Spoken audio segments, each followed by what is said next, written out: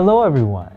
I'm your host, Daniel James II, and you're listening to The Culture Connect, the podcast for the South Carolina Commission for Minority Affairs, where we're celebrating 30 years of building bridges to resources and closing gaps within South Carolina's ethnic minority communities. Inspired by the vision of our great Executive Director, Dr. Dolores DaCosta, we wanted to highlight the stories of ethnic minority voices across our great state of South Carolina. You're going to hear from HBCU presidents, civil rights icons, farmers, minority entrepreneurs, men and women, striving every day to make South Carolina a great place to live for all of its citizens. Be sure that you subscribe so that you don't miss the notifications for the next episode of The Culture Connect on all digital platforms. Let's tune into the episode. Well, welcome to The Culture Connect today, Miss Tanya. I'm so excited to be here. Thank you for having us. It's amazing to have you. You guys, we have the Executive Director and founder of Latino Community Development based here in Columbia in the Midlands. We have Miss Tanya Rodriguez-Hodges. Welcome to the show I like today. the way you say that. That's nice. It's amazing to have you. Thank you so much. It's such an honor to be asked to be on the show. Absolutely. I'm a subscriber and I watch and I listen. So this is really nice. Hey, thank you. Listen, and after today, I'm sure our following is about to grow immensely. Oh, wow. Okay. You are so well connected. You're super sweet, but no, okay. No, you are though. And I want to talk a little bit about, first I want to ask you about, I saw you have a flower in your hair. Yes. And you wear a flower a lot. Like that's your signature. I do. And it's lost up in here, but it's in here. I do. When I was 16, 17 years of age, I went to move back to PR with my folks. Mm-hmm. And I was a very shy young girl, and I just didn't have much confidence in any area. Mm-hmm. I didn't recognize then what I recognize now, right? That I was a beautiful young girl, and I was intelligent, and I spoke well. But back then, everything I did was wrong. And this one woman came to me, and she put this flower in my hair at Plaza Las Americas, which is a big mall in PR. And she put it in there, and she just spoke life into me. Beautiful. And she said, you wear this. It was a real flower. And she said, you wear this and you wear something every day so that you remember that you are blooming like a rose, like a flower. And I kept that with me. It wasn't until much later on in life I started reviewing photos of my mom. And as we were preparing for her homegoing celebration. And there were so many pictures with her of flowers in her hair that as a child, I think it went through one eye and never connected. So it means something to me. And when I don't have one on, I really do feel like I'm missing a part, like I'm missing an earring or, something like that. Golly. And you never know the things that make up a person. When you see it, you think it's random. No, I knew there had to be a deeper story behind that. Yeah. And you mentioned Puerto Rico. And so let's talk a little about your roots now, because I think that's very important, just to bring to the conversation before we talk about the great work you're doing. Tell us, where are you from? And tell us about this village that raised you. You mentioned your mom. Yeah. Born and raised in New York, would technically be called a New Yorican. Okay. My folks immigrated from Puerto Rico to New York City, to Lower East Side, and they raised 4 children on the Lower East Side of Manhattan. When they had a little bit of money, they bought a house. And in buying the house, my mother had no idea she was pregnant. She really thought she was starting menopause. And back then you didn't have women giving birth in their mid to late 40s. They just didn't do that. Oh, wow. Now it's common practice, but back then it was very much considered a geriatric pregnancy. So surprise, there I was. And so I like to kid my siblings and let them know all the time, no, I was born into a home. It was a house. And we was in Long Island, and it was a nice neighborhood. Y'all were born in the hood, in a project, stop my life. But my mother was a social worker, and she worked her way. She went to school at night, got her bachelor's, continued to get her education at night, raising her children full time until she made it into a very high office within the New York City Housing Authority. Wow. And she was the second Puerto Rican. Her best friend was the first Latina, period, that had ever been given the position of commissioner of the housing authority. And so my mother was under her. And so I grew up watching her do all of this community outreach and activity. My father did not graduate. His highest grade was the third grade. He went to some schooling in the fourth grade, but he never finished. And he went on to be a very successful engineer with the Grumman factory. And he was also home trained as a shoe repairman or a zapateria person, that a cobbler. And he did that on his side. So we always had people dropping off shoes to the house. But during the day, as I got older, I would look at him as this superhero kind of thing, because he could do all types of math. It didn't matter what kind of math it was. And even though he was someone who avoided English at all costs, he was just like, oh, there's an English word. I'm going to faint left and I'm going to go right. I'm not going to learn that word. He really was instrumental in building. He was on the team that built the first Apollo that went to the moon. And so my father and my mother are dope people. They're really dope people. And that sense of giving back to the community was always instilled in us. And my siblings, one is here, Luis Rodriguez, and he's a GOAT, unto himself, right? Everyone knows him, not because he's in a wheelchair, not because he's fine as all get out, but because he's intelligent and he can write a grant like nobody's business, and he does affordable housing. I think that he could probably become a professor and teach it now. But he's awesome. And so these are the people that I had in my life. My oldest brother, Vic, as well, taught me how to drive. I didn't learn how to drive until I was in my 20s in New York. So they were all instrumental. And then we moved to Puerto Rico right before Hurricane Hugo. And I went to school there. It was difficult. The transition was difficult because the islanders often feel like New Yorkers aren't really Puerto Ricans. And so I had that battle to deal with, and I had never really dealt with that kind of snarky racism before within my own class. But once that was over, I worked with FEMA, and my mother pushed me and said, just go get a little part-time gig with them, help out as much as you can. And that turned into a career. I was with FEMA for several years before moving back to the States and getting married to my high school best friend, who turned into something, well, we had no idea. Let me tell you, no idea. But yeah, so he's my best friend, and another person that just helps me to strive to be better every day. Yeah.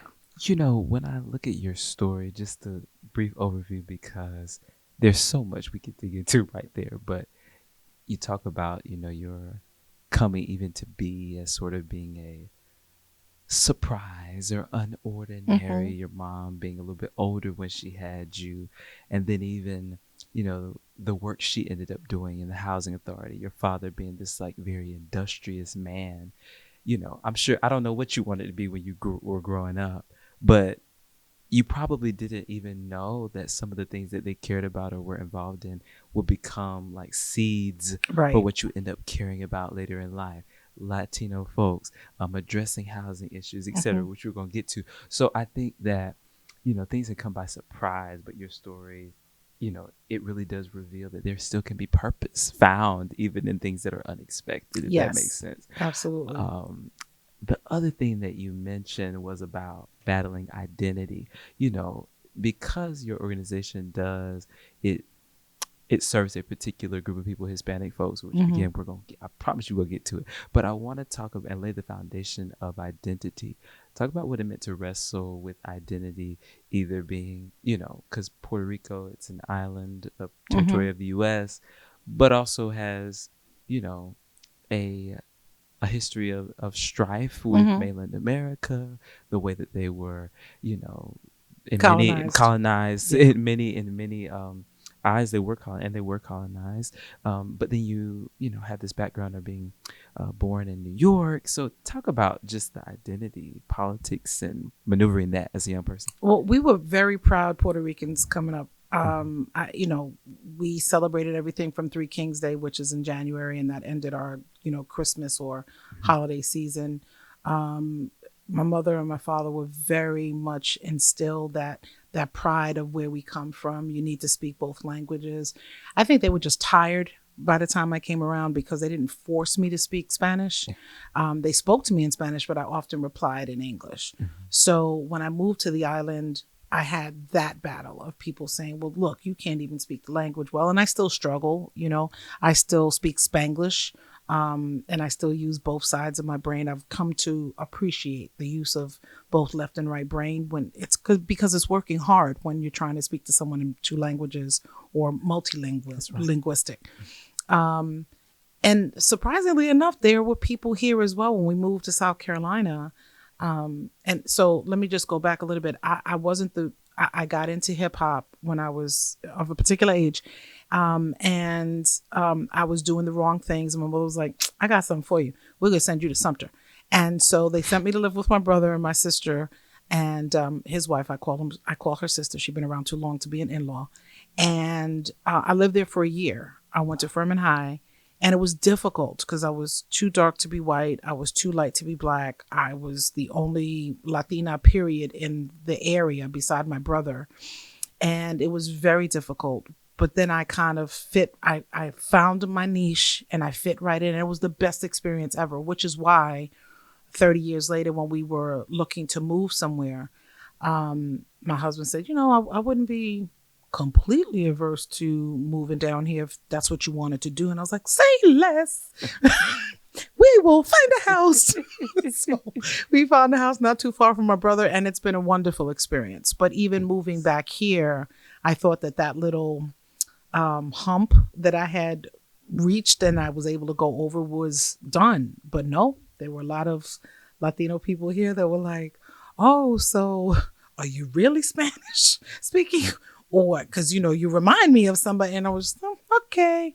But you learn to deal with people's ignorances and not take it so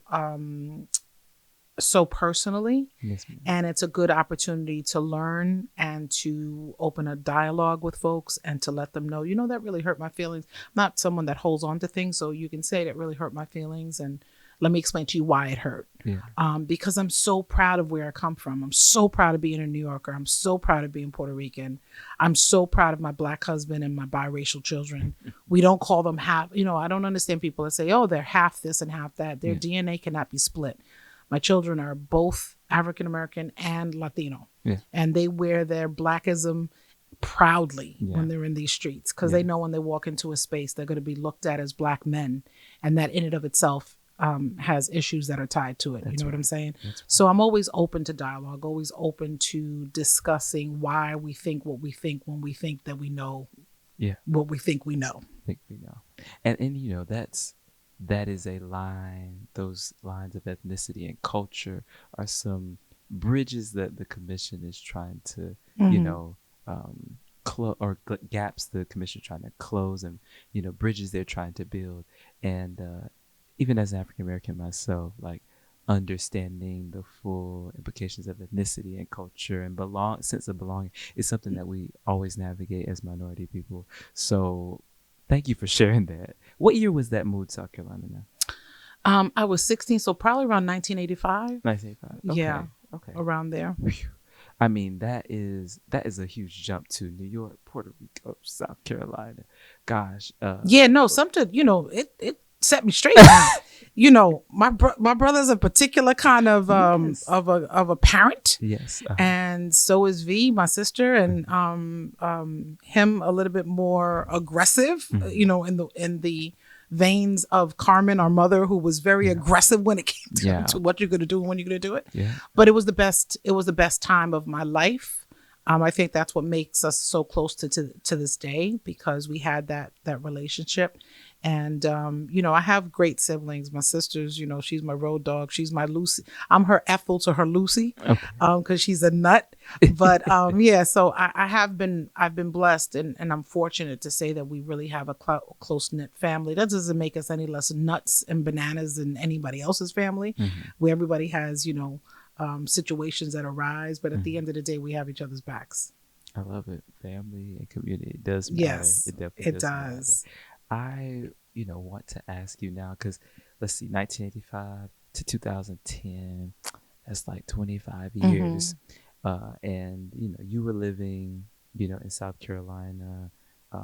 now you get to see in the early 2000s, you get to see the coming of this recession, Mm-hmm. this great recession Mm-hmm. in '08. Some people could say in more impoverished areas of South Carolina, the recession set on a little bit earlier. Mm-hmm. But you're talking about Sumter, South Carolina, places that were hard hit by recession. So was South Yes. Carolina. In the wake of that, you still find this beam of hope to start Latino communications, which ended up becoming Latino community development. Talk about the inception of your organization and a little bit about what you do as well. Sure. When we moved here, and I really thought I was going to be a stay-at-home mom. I wanted desperately to be a stay-at-home mom because I had done that, been there, done that, and I had worked and worked and worked. And when we got here, my husband was like, no, you can stay home. Everything will be cool. Don't worry about it. Then I started hanging out with my brother and my sister a little bit more. Respectively, they had their own companies. But Luis was doing a lot of affordable housing and financial education. And I kept asking the question, well, what's up? Well, why don't you have that in Spanish language? Why don't you have that? Because I'm meeting more and more Latinos here. That became, I guess, a little annoying for him. He would tell me, well, translate that doc for me and do this for me. And then after a little while, he was like, you could do this yourself because I got enough on my plate. Then I went to Veronica and she's like, not for nothing, nobody's doing this. So if you were to do it, it would really help a lot of our nonprofits that are in this space. Yeah. So that's how it came to fruition. And once the doors opened, I realized the community that was here that actually needed the help because they had been so underserved and overlooked. Yeah. And one thing led to another. So we started with translation and interpreting, which was not my niche, but I knew from New York, from working at Citibank, that the most important thing is that we needed to hire linguistic certified individuals that could really do the work of translator. Google didn't exist, but there were plenty of things that you could find online, so to speak, to help you translate something that more or less would be wrong. And you didn't want that to be wrong. That grew into financial literacy, community assistance provider, Jamie Devine and Veronica came to me and said, we're doing this class. Do you think you'd be interested in offering it bilingually? And I was like, heck yeah. So they took me to training. Veronica took me to Atlanta and they trained me up in the whole world of financial literacy and affordable housing and what to do and how to do it. And then from there, I put my own spin on it. It became a very successful program, very successful. Wow. So people were able to take the class, get their certificate saying that they had done 20 hours and 5 hours of one-on-one housing counseling. And they were able to then go back to Kershaw County, Richland County, Lexington County, Newberry County, and get down payment and closing cost assistance up to $15,000, which created, an unbelievable starter for someone who needed to buy a home, because oftentimes we don't have, our down payment plus our closing costs. So it was wonderful. And a lot of these folks got into it without the PMI, without paying that extra insurance tax on their mortgage. So it was a win-win. And once we saw the success of it, we have not stopped. We just have not stopped. Goodness. And you have served your community so well, whether that's during times of hurricanes, partnering with local ministries to provide food. I mean, the outreach has gone so far. And again, I love the different punctuated points in your life. Your birth, surprise, unexpected, unconventional, but enormous opportunity. Miss Tanya. Okay, then you have, your brother or getting a little bit annoyed about having to translate and interpret things. All right. So I guess I'll just do it. So something birthed out of, an inopportune circumstance, and that has created opportunities for others and doors for them to walk through. Absolutely. I think that's powerful, Ms. Tanya. Thank you. Thank you. It's been a challenge. I didn't start receiving a paycheck until 2 years ago. All of that time everything went right back into the business, right back into the community. Yeah. And that was the only way I knew how to do it until COVID hit. Yeah. And someone said, girl, we can't give you a grant if you're not paying yourself, because to us as a funder, something's not right mathematically. The math is not mathing. Right. So I said, okay. And she helped me to figure out how to do that. And then it was really, really, it was loving and kind and sweet and compassionate. And I felt seen by not only funders, but by organizations that had just kind of overlooked us in the past and came to us for this critical need during COVID. And we were able to fulfill that. Yes. That really just, for me, it was like the culmination of all of the work had just come together, and it defined this nucleus of what we were doing and how we could go out there and just, just kind of expand and explore and share everything that we were doing in the communities, just not here, but across the state. Yes, ma'am. Talk about like one project that you all have done that has really engaged communities and community effort, that like, this is if you had to put one on a plaque, like this is the one. You want to know what Latino Communications does, this is what we're about. Talk about that. It would be housing first, but since we spoke about that, I will say that the near 40,000 PPE kits that we distributed across the state by ourselves. At first, it was just us on the floor with, we put a curtain liner on the floor to try to keep everything as pristine as possible. And it was my kids, now men, my husband, myself, and a couple of family members with masks on. And we were filling these plastic Ziploc bags kind of with PPE stuff, just sanitizers and gloves and masks and information. And DHEC came to us and said, we want to do this. We want to give you these flyers to hand out. Fantastic, wonderful. They're in Spanish language. I love it. But where's all the stuff that goes with it? And they said, we don't have anything to give to people. Well, I didn't understand that. Right. So this was before everyone had kind of lost their minds and had purchased all the toilet paper in the world. We went to a company locally and we said, how do I get bulk of X, Y, and Z? And sure enough, we were able to do that.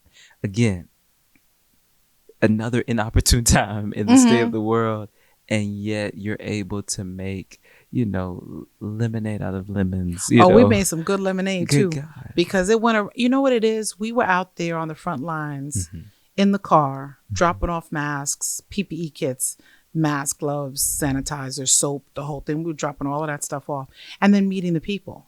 I think it was the best opportunity.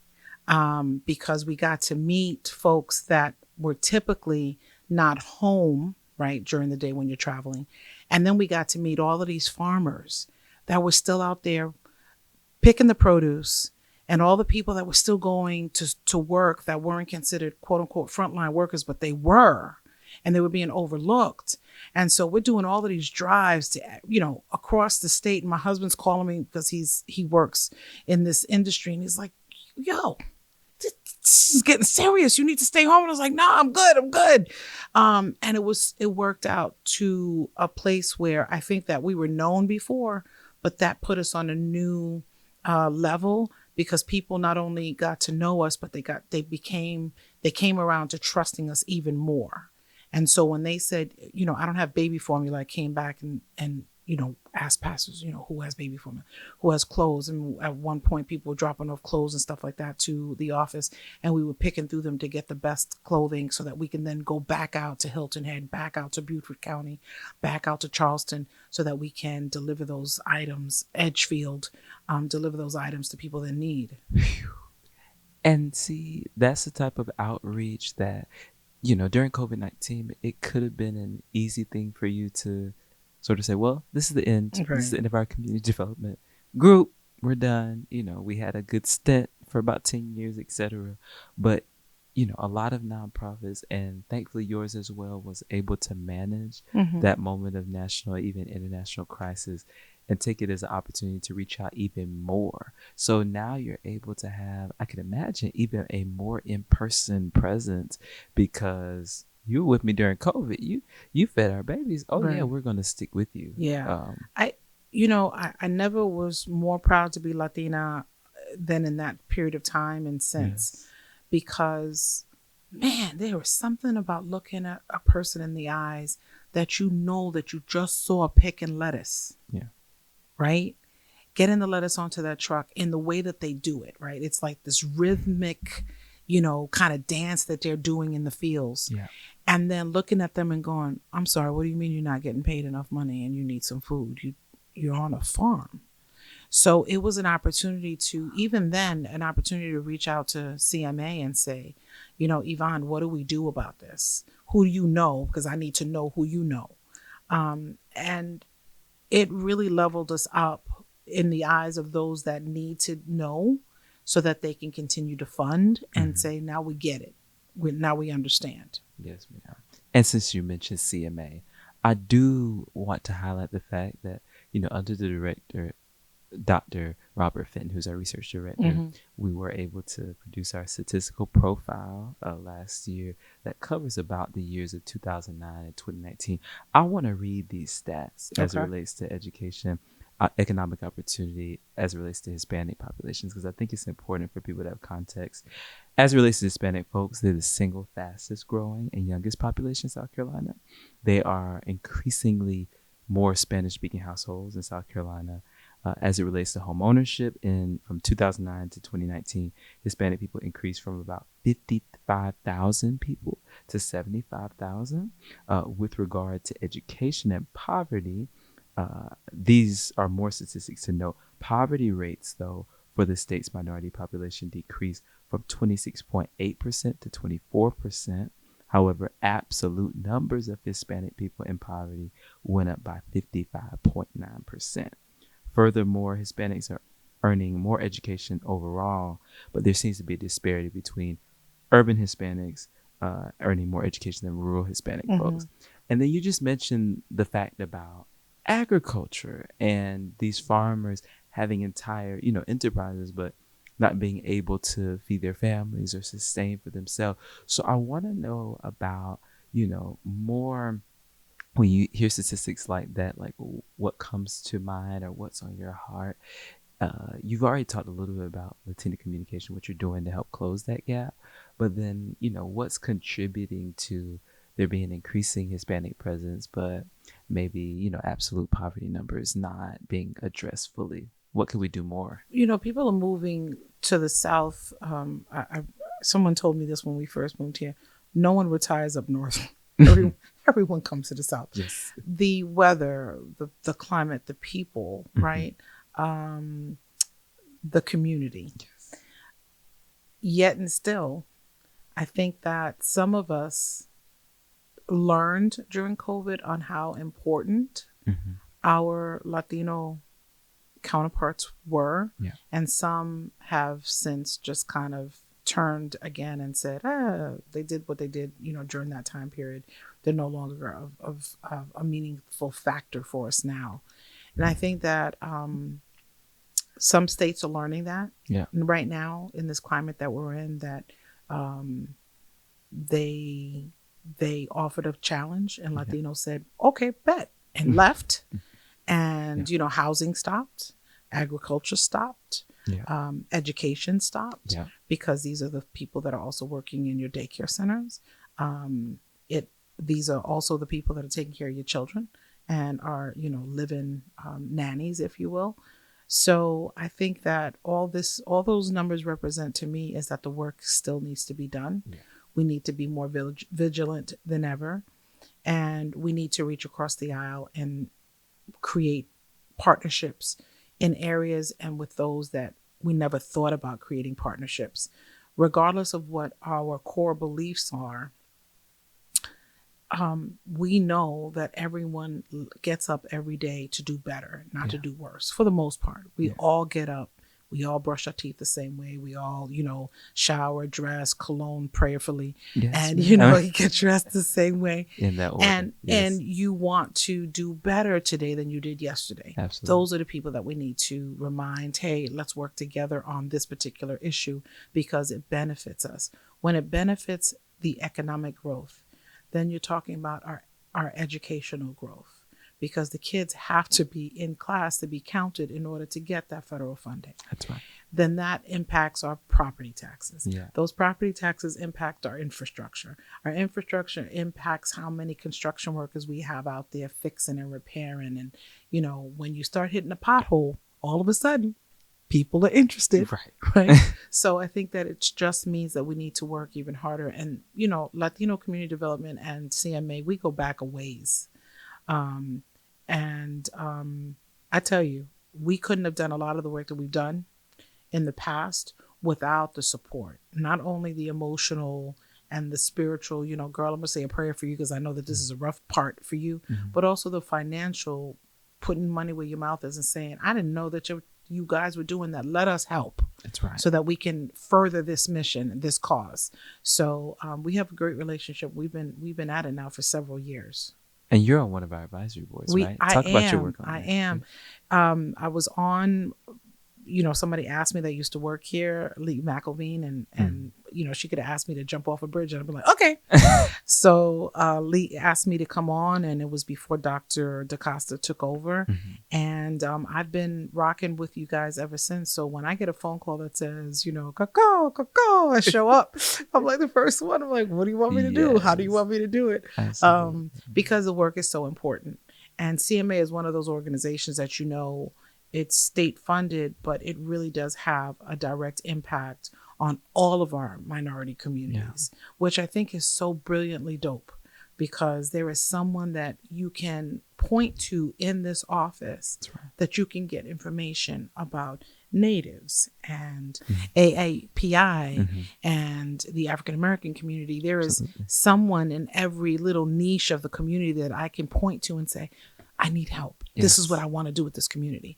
One of the things that we did last year was through one of your folks from the Native department, one of the chiefs, I met him and I said, hey, you know, we have food and we want to deliver the food, but I want to be sensitive about this. I don't want to get anybody upset. How do I do that? Yes. Okay. And I said, how do I do that? Okay. And he called me up and he said, I'm going to put you in touch with somebody in Rock Hill. They can use it. And I was stunned. And so we went out there, went onto the reservation, and it was the first time for me ever, right? And I thought I knew what I knew because I've seen movies. Don't. Know nothing. And I learned, and it was a glorious day of learning and absorbing the community and the culture. They took the food, and then the next time they needed something, they reached out and I said, you know what? I can't deliver food, but here's what I can do. The check that I would have written to purchase the food from the Black farmer cohort that we have, I will then donate to you guys, and you guys can do it from a farmer closer to you, right? Than me driving from Columbia or Newberry to Rock Hill. And it's worked out brilliantly, and we have a great relationship now. We have a great relationship, and I'm happy to say that started at one of these meetings that we had with all the advisory boards being present at one time to kind of break bread and to understand what each of us were doing.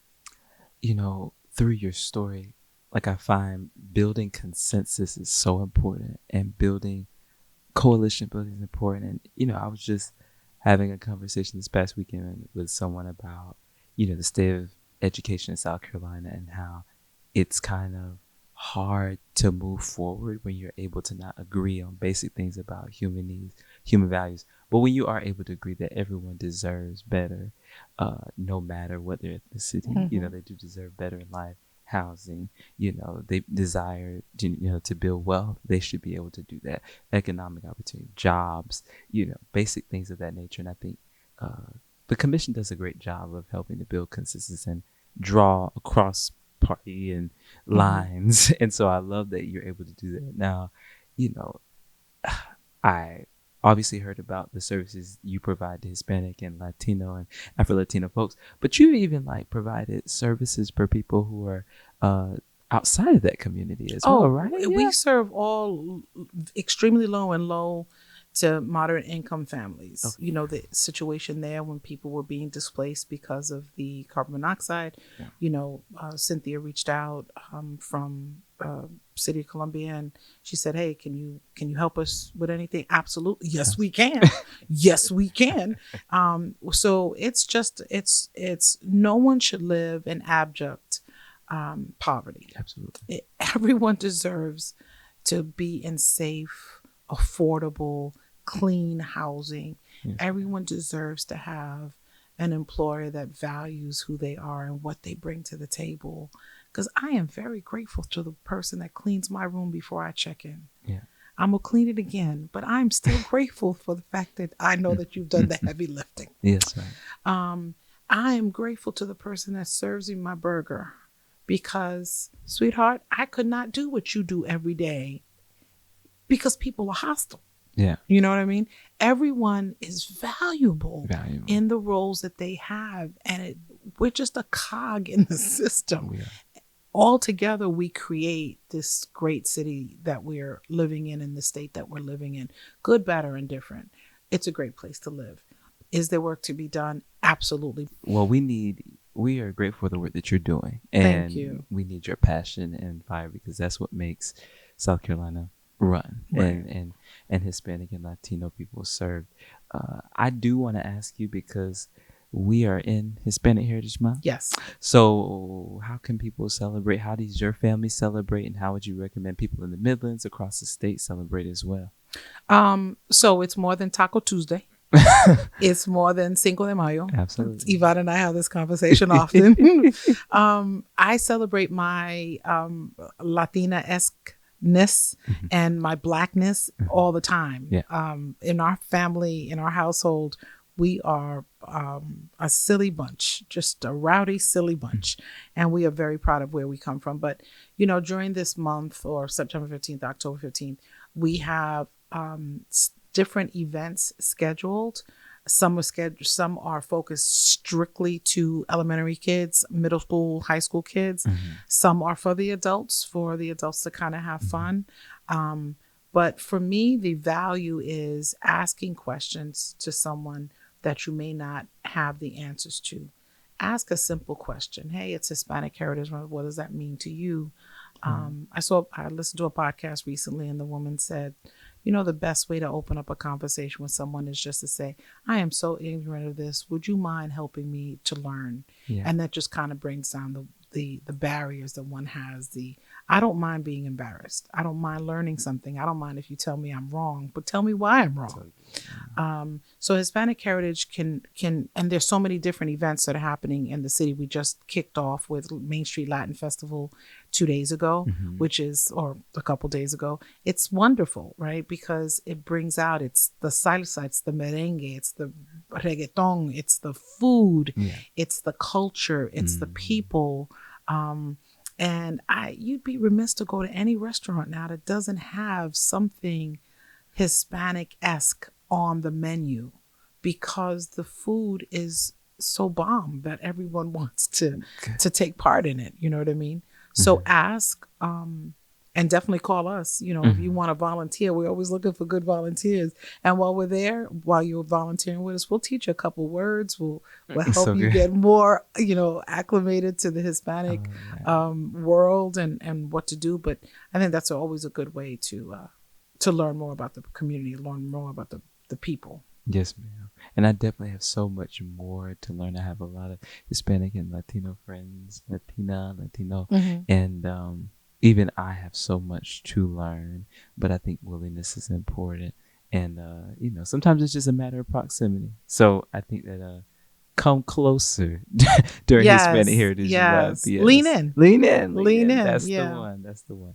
And I'm excited. And, it's funny that you mentioned volunteer because we're putting together a list of volunteer opportunities for like teenagers in Columbia area and the Midlands area. So we have on there written Hispanic Heritage Month. Get more info on Hispanic Heritage Month volunteerism. So you may be having some people come your way. Yeah, we like a volunteer. Yes, ma'am. We feed our volunteers.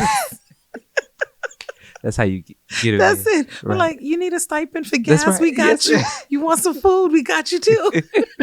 I love it so much. Now, what's next? We're actually wrapping up the episode, but I want to ask you, sort of what's next for you, the fam, and of course, Latino community development. We're super excited. We're embarking on a new path under our affordable housing umbrella, and we're going to be going after some funding specifically to purchase 10 new homes so that we can then make sure that they're rehabbed and get those to people that are in need and move them from rentership to home ownership.